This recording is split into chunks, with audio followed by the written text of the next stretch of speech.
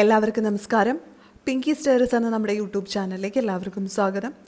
നമ്മളെല്ലാവരും വീട്ടിൽ മീൻ കറി വെക്കാനോ അല്ലെങ്കിൽ മറ്റ് പച്ചക്കറികളോ അങ്ങനെ എന്തെങ്കിലുമൊക്കെ കറികളൊക്കെ വെക്കുമ്പോൾ മൺചട്ടികൾ ഉപയോഗിക്കാറുണ്ട്.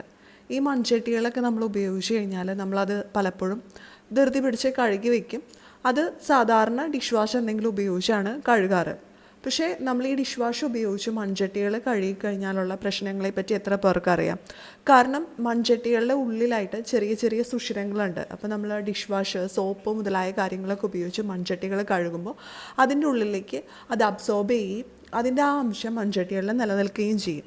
അതിനുശേഷം നമ്മൾ വീണ്ടും എത്ര കഴുകിയെടുത്താലും അതിൻ്റെ ചെറിയ അംശം ആ ചട്ടിയുടെ ഉള്ളിൽ തന്നെ നിൽക്കും. പിന്നീട് നമ്മളത് പാചകം ചെയ്യുമ്പോൾ നമ്മുടെ ഉള്ളിലേക്ക് എത്തുകയും ചെയ്യും.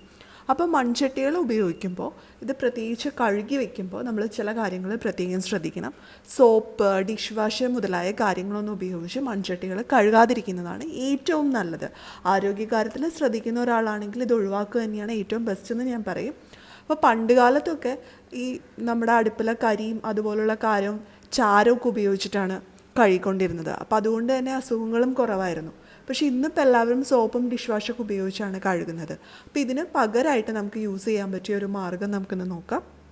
അപ്പോൾ നമ്മളിന്ന് മൺചട്ടി കഴുകാനായിട്ട് പോകുന്നത് കടലമാവ് വെച്ചിട്ടാണ്. അപ്പോൾ കടലമാവ് ഉപയോഗിച്ച് നമ്മൾ മൺചട്ടി കഴുകിയെടുക്കുകയാണെങ്കിൽ ഇതിൽ എണ്ണമയവും അതുപോലെ എന്തെങ്കിലും കറികളുടെ അംശമൊക്കെ ഉണ്ടെങ്കിൽ അതൊക്കെ പോയി കിട്ടും. അല്ലാതെ ഇതുപോലുള്ള ഡിഷ് വാഷ് കാര്യങ്ങളൊന്നും നമ്മൾ മൺചട്ടി കഴുകാനായിട്ട് ഉപയോഗിക്കരുത്. മൺചട്ടി മാത്രമല്ല, ഇരുമ്പിൻ്റെ ചട്ടി ഉണ്ടല്ലോ, അതും കഴുകാനായിട്ട് ഇതൊന്നും ഉപയോഗിക്കാതിരിക്കുന്നതാണ് ഏറ്റവും നല്ലത്. അപ്പം ഞാനിവിടെ കുറച്ച് കടലമാവ് എടുത്തിട്ടുണ്ട്.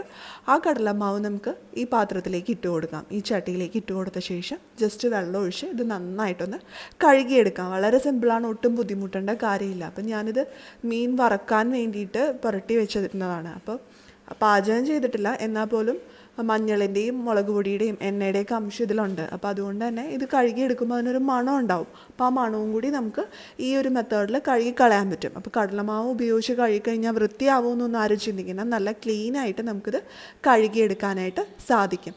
അപ്പോൾ ജസ്റ്റ് ആദ്യം കടലമാവ് ഉപയോഗിച്ച് ഒന്ന് വെള്ളം ഒഴിച്ച് അത് കഴുകി കളഞ്ഞു. അത് കഴിഞ്ഞിട്ട് എന്തെങ്കിലും ഒരു സ്ക്രബ്ബർ ഉപയോഗിച്ചിട്ട് ജസ്റ്റ് അതൊന്ന് കഴുകി വൃത്തിയാക്കി എടുക്കുക. അപ്പോൾ സ്റ്റീലിൻ്റെ സ്ക്രബ്ബ് ഉപയോഗിക്കാതിരിക്കാനായിട്ട് പ്രത്യേകം ശ്രദ്ധിക്കണം. നമ്മുടെ സാധാരണ സ്പഞ്ച് പോലുള്ള കാര്യങ്ങൾ ഉപയോഗിച്ച് കഴുകിയെടുത്താൽ മതിയാകും.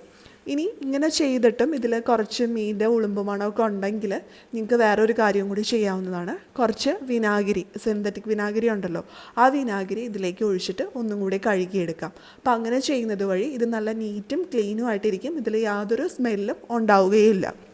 അതിനുശേഷം നമുക്കിത് വെയിലുണ്ടെങ്കിൽ വെയിലത്ത് വെച്ച് ഒന്ന് ഉണക്കിയ ശേഷം എടുത്ത് വയ്ക്കുക. ഇനിയിപ്പോൾ വെയിലില്ല, മഴയുള്ള ടൈമാണെങ്കിൽ ഗ്യാസിൽ വെച്ച് ഒന്ന് ചൂടാക്കി എടുത്ത് സൂക്ഷിച്ച് വെക്കുകയാണെങ്കിൽ ഇതിൽ പൂപ്പലൊന്നും പിടിക്കില്ല. കാലങ്ങളോളം നല്ല വൃത്തിയായിട്ട് ഇരിക്കുകയും ചെയ്യും. ഇനിയിപ്പോൾ ഇതിനൊന്നും ബുദ്ധിമുട്ടണ്ട, കടലമാവൊന്നും എടുക്കാനൊക്കെ മടിയാണെങ്കിൽ നമുക്ക് ഓർഗാനിക് ആയിട്ടുള്ള ഡിഷ് വാഷ് ഉണ്ടല്ലോ, അങ്ങനത്തെ ഡിഷ് വാഷ് ഉപയോഗിച്ച് കഴുകിയാലും മതി. അപ്പോൾ വീട്ടിൽ തന്നെ നമുക്ക് ഉണ്ടാക്കാൻ പറ്റുന്ന ഡിഷ് വാഷിൻ്റെ വീഡിയോ ഞാൻ ഓൾറെഡി ചെയ്തിട്ടുണ്ട്. അപ്പോൾ അതിൻ്റെ ലിങ്ക് ഞാൻ ഡിസ്ക്രിപ്ഷൻ ബോക്സിൽ കൊടുക്കാം. കാണാത്തവർ ആരെങ്കിലും ഉണ്ടെങ്കിൽ കണ്ടു നോക്കുക. ചെറുനാരങ്ങയും വിനാഗിരിയൊക്കെ ഉപയോഗിച്ച് തയ്യാറാക്കുന്ന ഒരു പ്രകൃതിദത്തമായിട്ടുള്ള ഡിഷ് വാഷാണ്. അതിൽ നമ്മൾ കെമിക്കലൊന്നും ചേർക്കുന്നില്ല. അപ്പോൾ അതുകൊണ്ട് തന്നെ നമുക്ക് മൺചട്ടിയൊക്കെ കഴുകാനായിട്ട് അത് ഉപയോഗിക്കാവുന്നതാണ്.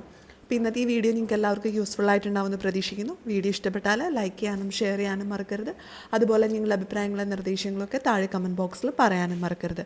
ഇനി അടുത്ത ദിവസം നമുക്ക് പുതിയൊരു വീഡിയോ ആയിട്ട് വീണ്ടും കാണാം.